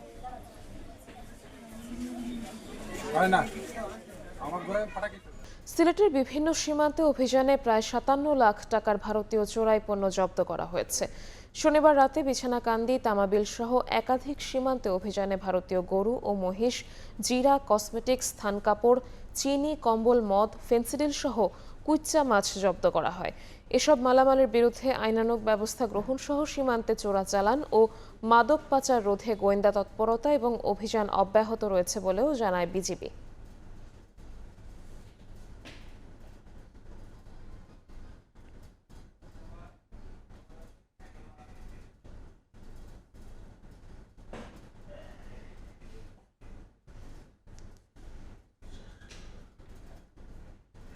ভোরের সময় ছিল আমার কাছে। পরবর্তী সংবাদগুলো জানাতে যুক্ত হবেন সহকর্মী কাজল আব্দুল্লাহ। ধন্যবাদ নিবিড়। পরবর্তী সংবাদগুলো জানাবো আমি কাজল আব্দুল্লাহ। দেখছেন ভোরের সময়, সঙ্গে থাকুন। ভালোভাবে বাদ যাচ্ছে না টেলিকম সেবায় আন্তর্জাতিক কল আদান প্রদানকারী IGW বা আন্তঃ অপারেট সংযোগ দেয়া ICX লাইসেন্স। বহাল থাকতে পারে ব্যান্ডউইথ সেবা দেয় আইআইজি অপারেটরও। টেলিকম নীতিমালার সংশোধনী এনে দেশীয় উদ্যোক্তাদের সুরক্ষা দেওয়ার স্পষ্ট বার্তা দিয়েছেন টেলিযোগাযোগ মন্ত্রী। অন্তর্বর্তী সরকারের টেলিকম নীতিমালা অনুযায়ী 2027 সালের পর মেয়াদ শেষে বাতিল হয়ে যাবে IGW, ICX ও আইআইজি লাইসেন্স। এতে বন্ধ হবে শতাধিক দেশীয় প্রতিষ্ঠান। শুভ খানের রিপোর্ট। বিদেশ থেকে কেউ দেশে কল করলে তা গ্রাহকের কাছে পৌঁছে দেয় IGW অপারেটর, আর দুই মোবাইল অপারেটরের মধ্যে সংযোগ স্থাপন করে ইন্টার কানেকশন এক্সচেঞ্জ বা ICX সেবাদাতারা। 2007 সালের আগে টেলিযোগাযোগ খাতে অনিয়ন্ত্রিত আন্তঃসংযোগ, অবৈধ VoIP ব্যবহার এবং কল ডিটেল রেকর্ড গোপনের প্রবণতা বাড়ায়, বিপুল রাজস্ব হারায় সরকার। সেই প্রেক্ষাপটে 2007 সালের ILDTS নীতিমালার মাধ্যমে নিরপেক্ষ ও কেন্দ্রীয় ইন্টার কানেকশন প্ল্যাটফর্ম হিসেবে ICX লাইসেন্স দেয় সরকার। প্রায় 4000 কোটি টাকা বিনিয়োগ করে বর্তমানে দৈনিক 25 কোটি অফ নেট কল আদান প্রদান করছে 23টি দেশীয় প্রতিষ্ঠান, যেখানে প্রতি মিনিট কলে মাত্র 4 পয়সা রাজস্ব পায় তারা। এর মধ্যে 2 পয়সা বা রাজস্বের 50% ভাগ দিতে হয় বিটিআরসিকে, যেখানে মোবাইল অপারেটররা দেয় 5.5%। বছরে গড়ে 300 কোটি টাকা রাজস্ব দিচ্ছে ICX অপারেটররা। অথচ অন্তর্বর্তী সরকারের করা টেলিকম পলিসিতে 2027 সালের পর বাতিল হবে ICX লাইসেন্স। ICX সার্ভিস এটা কিন্তু তারা ঠিকই রেখেছে, কিন্তু মাঝখান থেকে কি করেছে তারা এটা আমাদেরকে বাদ দিয়ে মোবাইল অপারেটর, বিদেশি অপারেটর হাতে তুলে দিয়েছে। দেশীয় কোম্পানি বন্ধ হবে, হাজারে হাজারে এমপ্লয়ি চাকরিচ্যুত হবে, এই ফ্যামিলিগুলো বিধ্বস্ত অবস্থায় পড়বে। লাইসেন্স বাতিলের তালিকায় আছে IGW এবং ব্যান্ডউইথ সেবা দেয়া IIG অপারেটররাও। নীতিমালা সংশোধন করে বিনিয়োগ সুরক্ষার দাবি তাদের। পলিসি এমন কোনো পরিবর্তন হওয়া উচিত না যেটা আকস্মিকভাবে একটা বড় জনগোষ্ঠীর বিপদে পড়ে। সেই জায়গাতে একটা দীর্ঘমেয়াদী পরিকল্পনা যাতে এই ছোট ছোট এন্টারপ্রেনাররা তারা সাস্টেইন করতে পারে। এরই মধ্যে টেলিকম নীতিমালা সংশোধনের কাজে হাত দিয়েছে সরকার। টেলিযোগাযোগ মন্ত্রী বলছেন, লাইসেন্সিংয়ে স্বচ্ছতা ও আইন মেনে ব্যবসা করা প্রতিষ্ঠানগুলো সুরক্ষিত থাকবে। লোকাল ইনভেস্টর যখন ব্যবসা ইনভেস্ট করবে বাংলাদেশে, we have to look after them, we have to look into them. আমরা শুধু এটাই দেখবো যে সব কাজগুলি প্রপারলি হয়েছে কিনা। Just it. Otherwise, we are not here to cancel licenses or মানে কারো লেজ টেনে ধরবো না আমরা। টেলিকম খাতে ICX, IGW এবং IIG মিলিয়ে অন্তত শতাধিক প্রতিষ্ঠান রয়েছে। শুভ খান, সময় সংবাদ, ঢাকা। নতুন প্রজন্মকে মুক্তিযুদ্ধের সঠিক ইতিহাস শেখানোর আহ্বান জানিয়েছেন মুক্তিযুদ্ধ বিষয়ক মন্ত্রণালয়ের প্রতিমন্ত্রী ইশরাক হোসেন। রাজধানীর সেগুনবাগিচায় রিপোর্টার্স ইউনিটিতে আয়োজিত অনুষ্ঠানে তিনি বলেন, চাটুকারিতা ও এক কেন্দ্রিক দৃষ্টিভঙ্গির কারণে ইতিহাস বিকৃত হয়েছে। বিকৃত ইতিহাস তুলে ধরে পাঠ্যবই রচনার প্রবণতা থেকে বেরিয়ে এসে সৃজনশীল ও সত্য নির্ভর বই প্রণয়নের আহ্বান জানান ইশরাক। বলেন, গত 17 বছরে ইতিহাসকে বিভিন্নভাবে উপস্থাপন করা হয়েছে, যা বিভ্রান্তিকর। এ অবস্থায় দেশের প্রকৃত ইতিহাস তরুণদের সামনে তুলে ধরা অত্যন্ত জরুরি বলে মনে করেন প্রতিমন্ত্রী।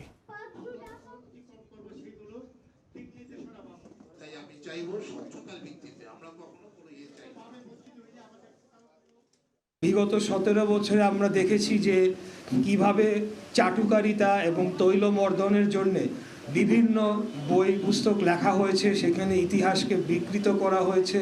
মুক্তিযুদ্ধের ইতিহাসকে বিকৃত করে এক ব্যক্তির একটা সম্পত্তিতে রূপান্তরিত করা হয়েছিল, যার মাধ্যমে সেটিকে পুঁজি করে একটা ফ্যাসিবাদী একটা মাফিয়াতন্ত্র কায়েম হয়েছিল। আমরা চাই যে সেটার পরিবর্তন ঘটিয়ে সৃজনশীল এবং সত্য ইতিহাসকে প্রকাশ করে এই ধরনের বই পুস্তক আগামী দিনে প্রকাশিত হোক। ভোরের সময় আরও থাকছে। যুদ্ধবিরতির মধ্যেই গাজায় ইসরায়েলি বর্বরতা। নিরাপদ পানি সরবরাহে গিয়ে হামলায় নিহত ইউনিসেফের 2 ট্রাক চালক। শরণার্থী শিবিরে গুপ্তচর যন্ত্র। আন্তর্জাতিক প্রতিষ্ঠানগুলোর নজরদারির অভাবে তৈরি পোশাকের ন্যায্য মূল্য পাচ্ছে না বাংলাদেশ। এমন সংকটের তথ্য দিয়ে সম্মিলিত 5 ব্যাংকে উদ্যোক্তাদের আটকে থাকা অর্থ দ্রুত ছাড় চান রফতানিকারকরা। শনিবার ইআরএফ আয়োজিত সেমিনারে জ্বালানি ঘাটতি কাটাতে মজুদ বাড়ানোর পরিকল্পনার কথা জানান প্রধানমন্ত্রীর অর্থ পরিকল্পনা উপদেষ্টা।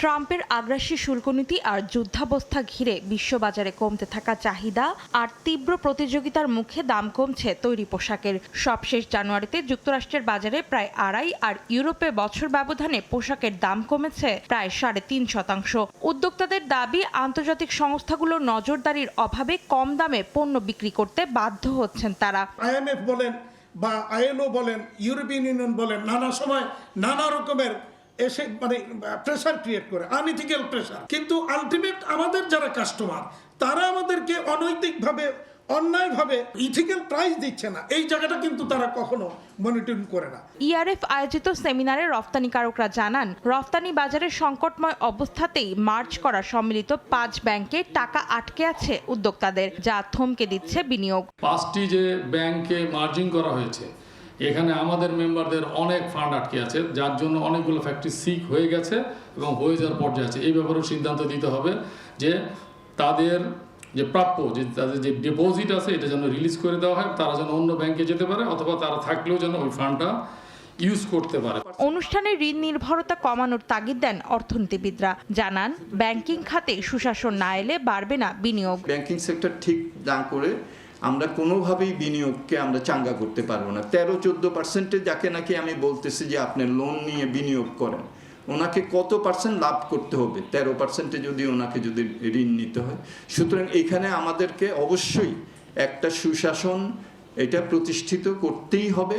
প্রধানমন্ত্রীর অর্থ ও পরিকল্পনা উপদেষ্টা জানান, জ্বালানি খাতে পর্যাপ্ত মজুত পায়নি বিএনপি সরকার। সংকট উত্তরণে দীর্ঘমেয়াদী পরিকল্পনা নেওয়া হচ্ছে। কতগুলো কৌশলগত পণ্যের ক্ষেত্রে কৌশলগত মজুদ থাকতে হবে। জ্বালানির মজুদ থাকার দরকার ছিল এবং বেঞ্চমার্কিং গুলো করা দরকার ছিল, সেগুলো আমরা পাইনি। আমরা সেগুলো উত্তরণের জন্য স্বল্পমেয়াদী, দীর্ঘমেয়াদী বিষয়ের দিকে যাচ্ছি।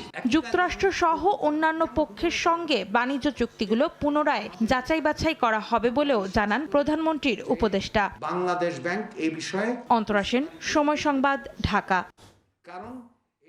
জামালপুরে হামের সংক্রমণ বেড়েই চলছে। হাসপাতালে খোলা হয়েছে আলাদা শিশু ওয়ার্ড। এই মুহূর্তে জামালপুর জেনারেল হাসপাতালে আছেন সহকর্মী জাহাঙ্গীর আলম। বিস্তারিত জানতে সরাসরি যাচ্ছে তার কাছে।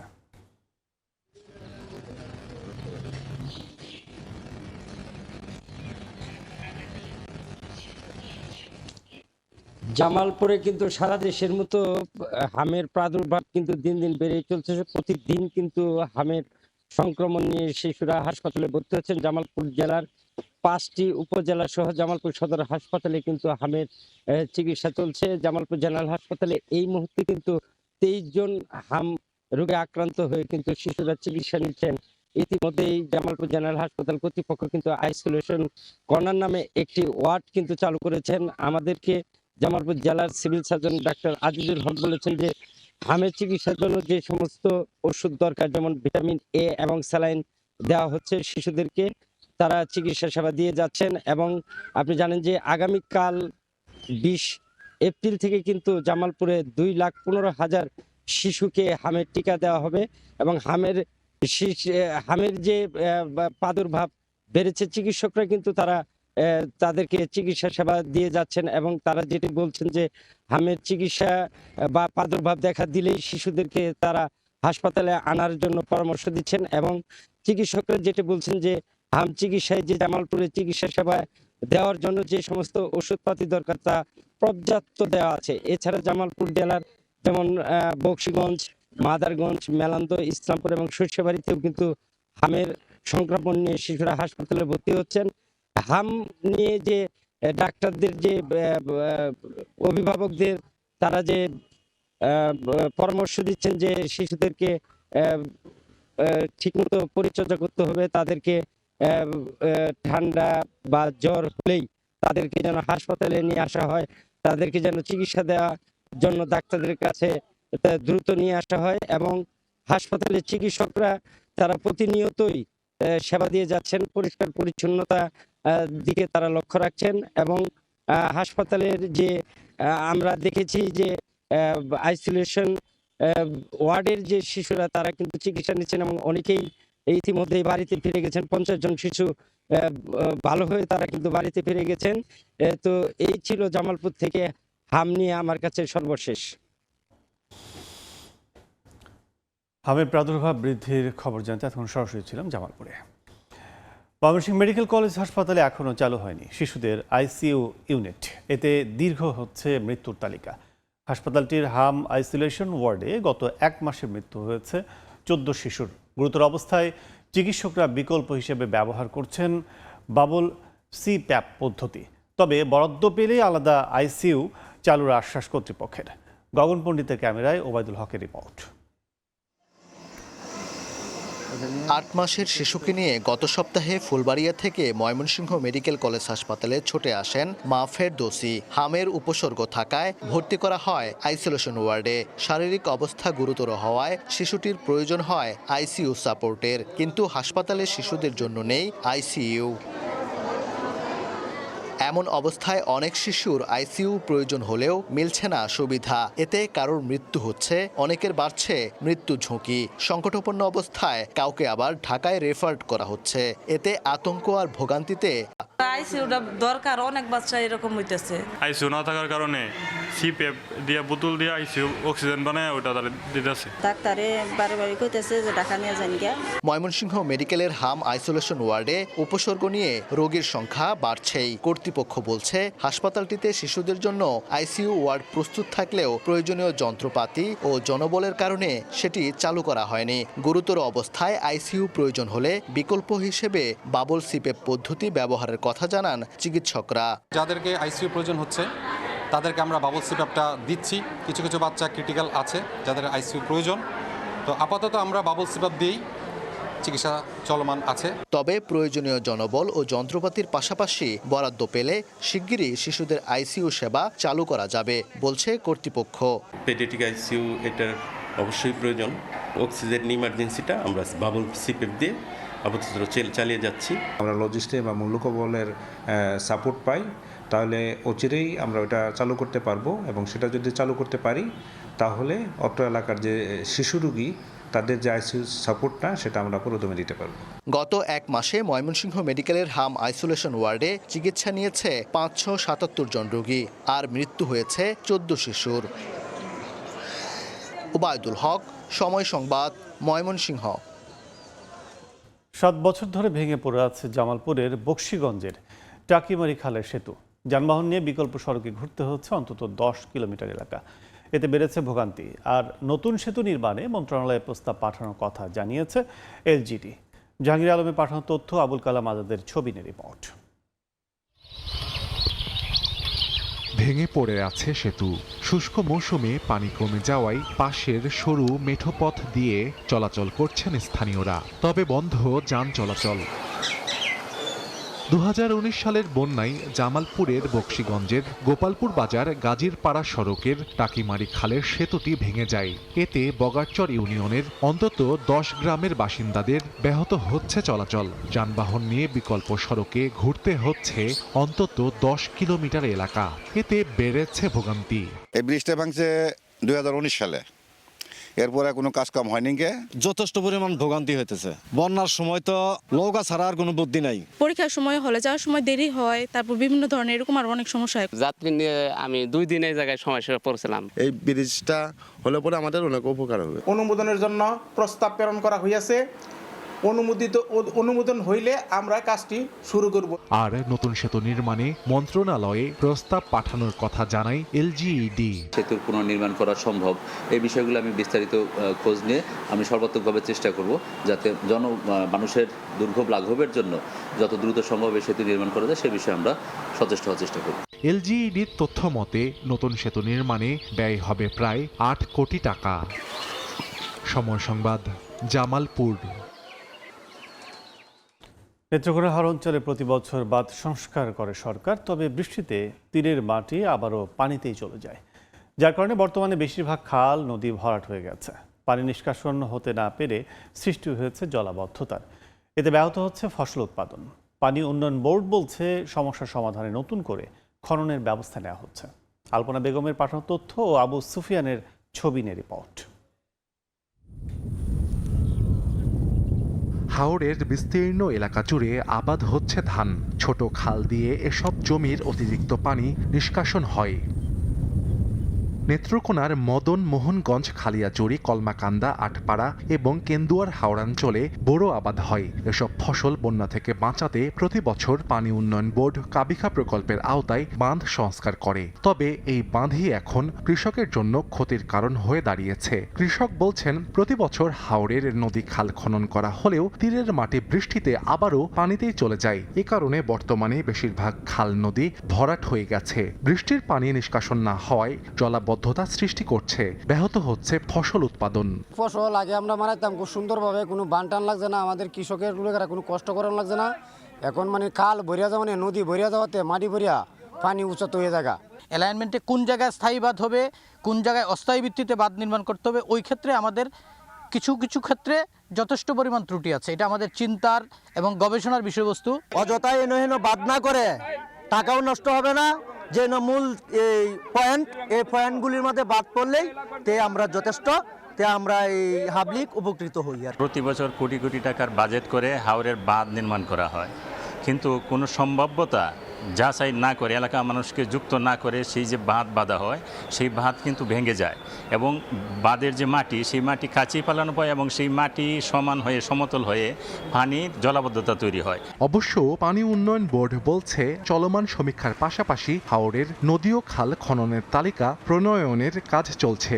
তো আমরা ইতিমধ্যে নদী খালগুলো তালিকা করেছি এবং এগুলো যাতে পুনঃখনন করা যায় দ্রুত, সেই ব্যাপারে আমরা পানি সম্পদ মন্ত্রণালয়ে এগুলো তালিকা প্রেরণ করেছি এবং প্রকল্প বাস্তবায়ন হয়ে গেলে আমাদের যে সমস্যাগুলো রয়েছে, জলাবদ্ধতা এবং বন্যা এবং যে আগাম বন্যার যে ঝুঁকি, সেটাও অনেকাংশে হ্রাস পাবে। পানি উন্নয়ন বোর্ডের তথ্য মতে 2015-16 অর্থ বছর থেকে 2024-25 অর্থ বছর পর্যন্ত নেত্রকোনার হাওড়াঞ্চলে বাঁধ সংস্কারে 174 কোটি 26 লাখ টাকা ব্যয় হয়েছে। সময় সংবাদ, নেত্রকোনা। সুনামগঞ্জের তাহিরপুরে হাওরের বোরো ধান কাটায় শ্রমিক সরবরাহ নিশ্চিতে কয়লা ও চুনাপাথর পরিবহনের পাশাপাশি জাদুকাটা নদীতে বালু উত্তোলন বন্ধ রাখা হয়েছে। শনিবার তাহিরপুর কয়লা আমদানিকারক সমিতির জরুরি সভায় এই সিদ্ধান্ত নেওয়া হয়। তাহিরপুর উপজেলার বিভিন্ন হাওরে বর্তমানে পুরো দমে ধান কাটা শুরু হয়েছে। উপজেলার একমাত্র বড় ফসল দ্রুত ঘরে তুলতে যেন শ্রমিক সংকট না দেখা দেয়, সে লক্ষ্যে এই সিদ্ধান্ত। ঘোষণা অনুযায়ী 20 এপ্রিল থেকে 1 মে পর্যন্ত বড়ছড়া, চারাগাঁও ও বাগলি স্থল শুল্ক স্টেশনে কয়লা ও চুনাপাথর পরিবহন সম্পূর্ণ বন্ধ থাকবে। পাশাপাশি জাদুকাটা নদীতে বালু উত্তোলন কার্যক্রম স্থগিত রাখা হয়েছে।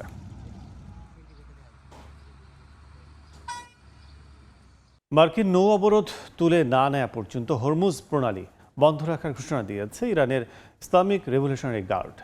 মার্কিন প্রেসিডেন্ট ডোনাল্ড ট্রাম্প অভিযোগ করেছেন, ইরান ব্ল্যাকমেইল করার জন্য প্রণালী বন্ধ রাখছে। এদিকে যুক্তরাষ্ট্রের সঙ্গে দ্বিতীয় দফা আলোচনার বিষয়ে ইরান এখনও রাজি হয়নি। শান্তি চুক্তি প্রতিষ্ঠার চেষ্টা অব্যাহত রেখেছে মিশর ও পাকিস্তান। যুক্তরাষ্ট্র যুদ্ধবিরতি লঙ্ঘন করায় আবারও হরমুজ প্রণালী বন্ধ ঘোষণা করেছে ইরান। মার্কিন নৌ অবরোধ তুলে না নেওয়া পর্যন্ত প্রণালী বন্ধ রাখার ঘোষণা দিয়েছে দেশটির ইসলামিক রেভলিউশনারি গার্ড IRGC। তেহরানের অভিযোগ, যুদ্ধবিরতির শর্ত অনুযায়ী ইরানি বন্দর ও জাহাজের ওপর থেকে অবরোধ তুলে নেয়নি যুক্তরাষ্ট্র। তাই প্রণালীতে কোনো জাহাজ চলাচলকে শত্রুর সঙ্গে সহযোগিতা হিসেবে গণ্য করে হামলার হুঁশিয়ারি দিয়েছে IRGC। একই সঙ্গে জাহাজ চলাচলে নতুন নিয়ম ও ফি আরোপের কথাও জানায় তারা। এ অবস্থায় নতুন প্রোটোকল অনুযায়ী যারা দ্রুত নিরাপত্তা সেবার খরচ পরিশোধ করবে তাদেরই অগ্রাধিকার দেওয়া হবে। এমন পরিস্থিতির মধ্যে আন্তর্জাতিক জলসীমায় ইরান সংশ্লিষ্ট তেলবাহী ট্যাঙ্কার জব্দের প্রস্তুতি নিচ্ছে যুক্তরাষ্ট্র, এমন তথ্যই উঠে এসেছে মার্কিন গণমাধ্যমে। ইতোমধ্যে অন্তত 2টি জাহাজে গুলির ঘটনা এবং একটি ভারতীয় পতাকাবাহী ট্যাঙ্কারে হামলার অভিযোগ সামনে এসেছে। পাল্টা প্রতিক্রিয়ায় দিল্লিতে তেহরানের রাষ্ট্রদূতকে তলব করা হয়েছে। এদিকে যুক্তরাষ্ট্র নতুন প্রস্তাব পাঠালেও তা পর্যালোচনা করে এখনও কোনো জবাব দেয়নি তেহরান। ইরান স্পষ্ট জানিয়েছে অতিরিক্ত দাবি মানবে না এবং নিজেদের স্বার্থের কঠোর অবস্থান বজায় রাখবে তারা। এমনকি দ্বিতীয় দফা আলোচনায় এখনও রাজি হয়নি দেশটি।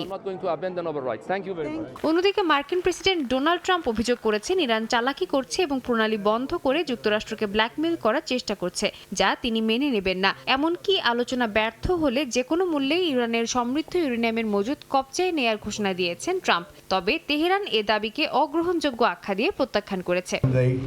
wanted to close up the strait again, as they've been doing for years, and they can't blackmail us. এদিকে ইরানের শীর্ষ সামরিক নেতৃত্ব দাবি করছে সংঘাতে তারা কয়েক ধাপ এগিয়ে আছে। প্রয়োজনে প্রতিদিন 1.5 কোটি ব্যারেল তেল সরবরাহ বন্ধ করে দেওয়ার হুমকিও দিয়েছে তারা। সর্বোচ্চ জাতীয় নিরাপত্তা পরিষদ জানিয়েছে স্থায়ী শান্তি না আসা পর্যন্ত হরমুজ প্রণালীতে নিয়ন্ত্রণ বজায় রাখবে ইরান। অন্যদিকে শান্তি প্রচেষ্টায় সক্রিয় হয়েছে মিশর ও পাকিস্তান। দ্রুত একটি চূড়ান্ত চুক্তিতে পৌঁছানোর আশাবাদ ব্যক্ত করেছেন মিশরের পররাষ্ট্রমন্ত্রী। সাদিয়া তাসনিম, সময় সংবাদ।